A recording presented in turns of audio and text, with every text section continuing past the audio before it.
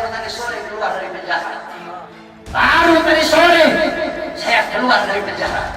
Tapi saya telah bersumpah ketika di pengadilan Bandung bahwasanya saya Bahar bin Smith bersumpah ketika itu di hadapan para hakim, di hadapan para jaksa, di hadapan para pengacara, di hadapan para seluruh hadirin yang hadir, saya bersumpah, saya Bahar bin Ali bin Smith bersumpah demi Allah, selama kedua mata saya masih terbuka untuk melihat kemungkaran, melihat penderitaan rakyat, melihat kesusahan rakyat, maka selama itu tidak ada satupun yang bisa membungkam mulut saya.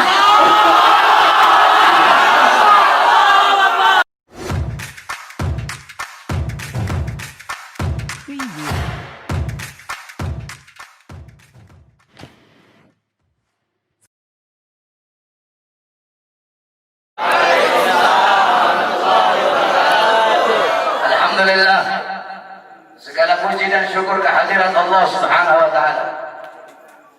Dialah Allah Subhanahu wa taala yang maha besar, yang besar selain Allah kecil. Dialah Allah yang maha perkasa, yang maha kuat, yang kuat, yang perkasa selain Allah lemah.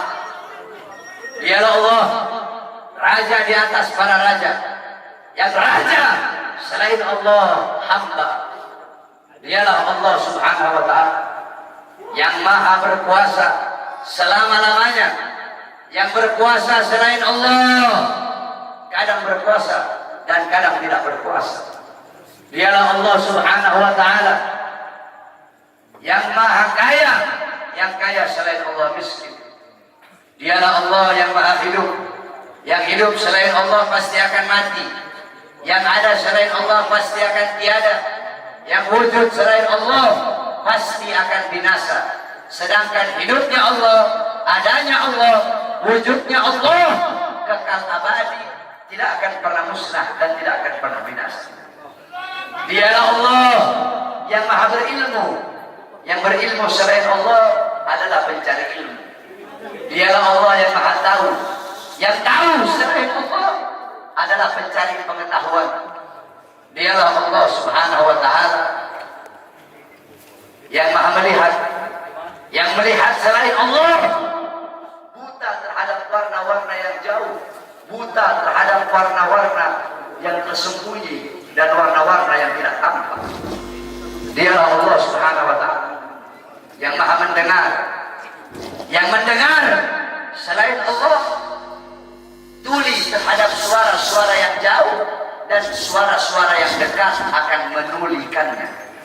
Dialah Allah yang dimana kadar kedekatan hamba dengannya tidak akan membuat hamba itu setara dengannya. Jauhnya hamba darinya tidak akan menjadikan dinding penghalang antara dirinya dengan hambanya. Dialah Allah yang dimana walaupun seluruh makhluk berbuat baik tidak akan menambahkan sedikit pun keagungan di sisinya, dan walaupun seluruh makhluk berbuat dosa tidak akan mengurangi sedikit pun keagungan di sisinya. Dialah Allah yang memisahkan dan yang mempertemukan. Dialah Allah yang memisahkan Nabi Allah Adam dengan Siti Hawa, dan dialah Allah yang mempertemukan Nabi Allah Adam dan Siti Hawa. Allah pertemukan Nabi Allah Adam dan Siti Hawa dalam surga, dan Allah pisahkan Nabi Allah Adam dan Siti Hawa. Nabi Adam Allah turunkan di India, di bawah kaki gunung Himalaya. Siti Hawa Allah turunkan di Jeddah. Kemudian Allah pertemukan kembali di padang Arafah. Dialah Allah yang memisahkan Nabi Allah Yakub dengan anaknya Nabi Allah Yusuf alaihissalam, dan dialah Allah juga yang menemukan, mempertemukan Nabi Allah Yakub dan Nabi Allah Yusuf alaihissalam. Dan dialah Allah yang 1,5 tahun yang lalu memisahkan kita, dan Allah juga yang mempertemukan kita pada malam hari yang mulia ini. Saudara-saudara sekalian yang dimuliakan oleh Allah Subhanahu wa ta'ala, alhamdulillah, saya bersyukur kepada Allah Subhanahu wa ta'ala atas nikmat yang Allah Subhanahu wa ta'ala berikan. Hadirin sekalian yang dimuliakan oleh Allah Subhanahu wa ta'ala, Allah mempertemukan kita kembali bisa bertatap muka di majelis yang penuh dengan kemuliaan ini, di majelis yang penuh dengan keutamaan, yang dimana kita semuanya ketahui bahwasanya saat ini Republik Indonesia, negara kita cintai, sedang dilanda pandemi COVID-19, yang dimana kita duduk di sini untuk berdoa. Mudah-mudahan Allah Subhanahu wa Ta'ala segera angkat penyakit COVID dari tanah Indonesia yang kita cintai. Sebab Indonesia tanah para aulia, Indonesia tanah para habaib, Indonesia tanah para syuhada. Insya Allah akan Allah angkat semuanya. Saudara-saudara, corona atau apapun itu disebutnya, itu menurut ulama-ulama min ahlil bawatin, itu mereka adalah makhluk ciptaan Allah Subhanahu wa Ta'ala. Saudara-saudara, sekalipun corona dikatakan adalah virus yang diciptakan oleh Amerika, atau virus yang diciptakan oleh Cina, atau virus yang diciptakan oleh dokter, pasti ada unsur-unsur makhluk ciptaan Allah yang Allah ikut sertakan di dalam penciptaan virus tersebut, sehingga yang memiliki kekuasaan penuh atas virus tersebut adalah Allah Subhanahu wa Ta'ala. Maka satu-satunya jalan untuk menyelamatkan diri daripada itu, kembali kepada Allah, taat kepada Allah, patuh kepada Allah, tunduk kepada Allah Subhanahu wa Ta'ala. Ketika engkau takut kepada Allah Subhanahu wa Ta'ala, akan Allah tanamkan dalam hati para makhluk rasa takut kepada. Ketika engkau kembali kepada Allah, takut kepada Allah, taat kepada Allah, apakah ada satupun makhluk yang bisa mencelakaimu? Saudara-saudara, ada penyakit yang lebih berbahaya dari corona. Apa itu? Hati yang lebih takut kepada corona daripada hati yang takut kepada Allah Subhanahu wa Ta'ala. Hatimu takut kepada corona, sampai-sampai engkau lebih takut kepada corona daripada Allah. Itu adalah penyakit yang lebih berbahaya daripada corona itu sendiri.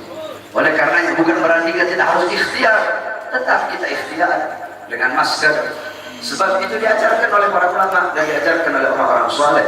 Tetapi jangan juga terlalu lebay sampai masjid-masjid ditutup, sedangkan mal tetap buka, Carrefour tetap buka, Carrefour milik orang asing, mal-mal milik orang asing, tempat-tempat yang jual beli sembako milik orang-orang asing dibuka, sedangkan milik pedagang-pedagang kecil ditutup. Apakah ini tidak merugikan rakyat? Apa yang mau terjadi di negara, saudara-saudara? Saudara-saudara sekalian yang dimuliakan oleh Allah, ada apa ini, saudara-saudara? Semua orang-orang disuruh berdiam diri dalam rumah, sedangkan tenaga kerja asing dari Cina mereka kirim sebanyak-banyaknya.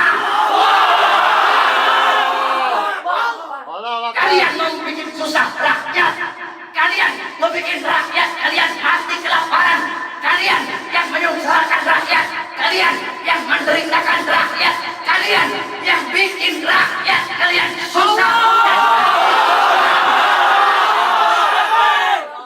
Sudah sering saya katakan, saudara-saudara, para pahlawan-pahlawan, beliau-beliau mengorbankan jiwa, nyawa, darah, harta, keringat demi NKRI, demi kemerdekaan. Itu pahlawan. Pejabat-pejabat sekarang, pemerintah sekarang, mereka bukan berkorban demi rakyat, mereka bukan berjuang demi rakyat, tapi rakyat yang mereka korbankan, negara yang mereka korbankan, orang susah yang mereka korbankan demi kepentingan perut, partai, dan politiknya masing-masing. Oleh karena itu saya tanya, lawan apa biarkan? Lawan apa biarkan? Lawan apa biarkan? Saudara-saudara, saya baru tadi sore keluar dari penjara. Baru tadi sore saya keluar dari penjara. Tapi saya telah bersumpah ketika di pengadilan Bandung bahwasanya saya, Bahar bin Smith, bersumpah ketika itu di hadapan para hakim, di hadapan para jaksa, di hadapan para pengacara, di hadapan para seluruh hadirin yang hadir. Saya bersumpah, saya Bahar bin Ali bin Smith bersumpah demi Allah, selama kedua mata saya masih terbuka untuk melihat kemungkaran, melihat penderitaan rakyat, melihat kesusahan rakyat, maka selama itu tidak ada satupun yang bisa membungkam mulut saya.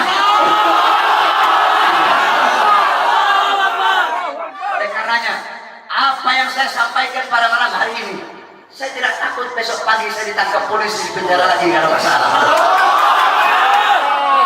Sore ini saya keluar, besok pagi saya ditangkap lagi demi berjuang untuk rakyat, berjuang untuk Indonesia, berjuang untuk rakyat susah yang sengsara, di lockdown, dimatikan di dalam rumahnya sendiri. Saya ridho, saya ikhlas, besok di penjara lagi, saudara. Oleh karenanya hadirin sekalian yang dimuliakan oleh Allah Subhanahu wa taala, terus berjuang. Saya tidak akan pernah kapok. Kami di para habaib pernah saya bilang, saya tidak akan pernah kapok dalam menyampaikan kebenaran. Jangankan cuma di penjara, walaupun harus dibunuh sekalian.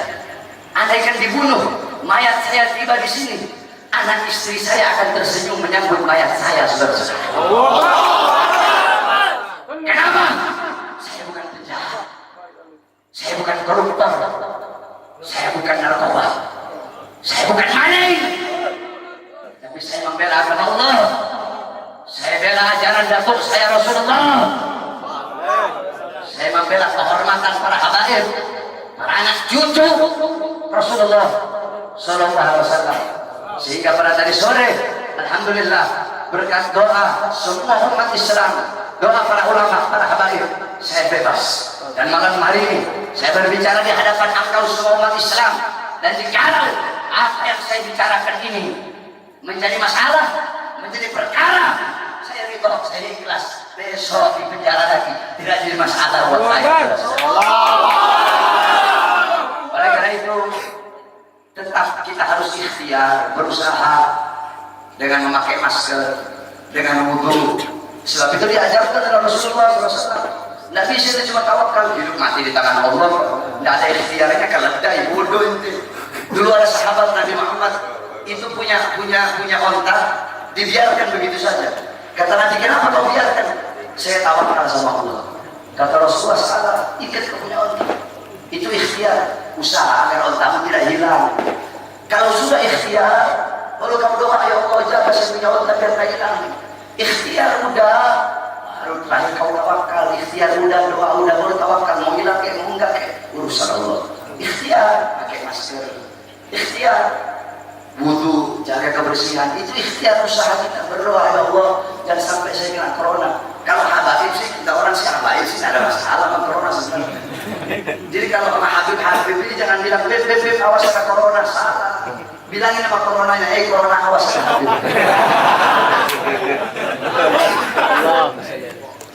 Corona awas, nanti kau dimasuki Habib. Bukan corona masukin Habib, Habib masukin kau. Paham? Paham? Jadi tetap kita ikuti aturan pemerintah. Selama aturan pemerintah itu tidak melanggar agama, kita sebagai warga NKRI yang baik wajib taat, wajib patuh kepada peraturan pemerintah, peraturan MUI. Betul? Karena apa? Selama aturan-aturan itu tidak melanggar agama, selama aturan-aturan itu apalagi senyawa dengan agama, menyatu dengan agama, maka kita sebagai orang yang beragama Islam wajib untuk mentaati dan mematuhinya. Betul? Tapi kalau pemerintahnya zalim sama rakyat, pemerintahnya kurang ajar sama rakyat, menyengsarakan rakyat, maka wajib untuk kita lawan, saudara-saudara. Betul? Saya tanya semuanya, jawab yang keras. Siap lawan kezaliman? Siap. Siap lawan kezaliman? Siap. Siap lawan penindasan? Siap. Siap hancur demi Islam? Siap. Siap hancur demi agama? Siap. Siap hancur demi Islam? Siap. Siap binasa demi Indonesia? Siap. Allahu Akbar. Allahu Akbar. Allahu Akbar. Allahu Akbar. Sampaikan kepada mereka bahwasanya saya Bahar bin Smith mengucapkan ini, saya tidak takut sekalipun besok saya harus dijemput atau dipenjara lagi, saudara-saudara.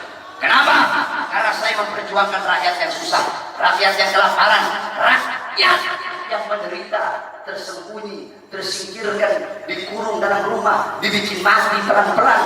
Seorang-orang kecil mau kesini mau buka ini susah, sedangkan itu mal-mal penuh, masjid ditutup, masjid ditutup, tempat ibadah ditutup, sedangkan itu mal-mal penuh. Carrefour ada masih buka, Carrefour buka, TikTok buka, Giant buka. Apa? Karena punya asing. Kenapa dibuka? Karena ada punya asing di situ. Kenapa tenaga kerja kok dikirim dari luar yang banyak, sedangkan masih banyak pengangguran di Indonesia? Betul? Anak-anak muda yang pengangguran di Indonesia banyak apa tidak? Banyak apa tidak? Banyak apa tidak? Yang butuh pekerjaan banyak apa tidak? Banyak apa tidak? Berarti jikalau pemerintah mereka mengirim tenaga kerja asing dari manapun, mau Cina, mau Australia, mau Korea, mau Jepang, dari manapun, tidak peduli negara mana, berarti sedangkan Indonesia masih banyak yang pengangguran, berarti pemerintah ingin menyusahkan dan menyengsarakan rakyat. Maka kita sebagai rakyat, khususnya umat Islam, wajib untuk melawan sampai titik darah penghabisan.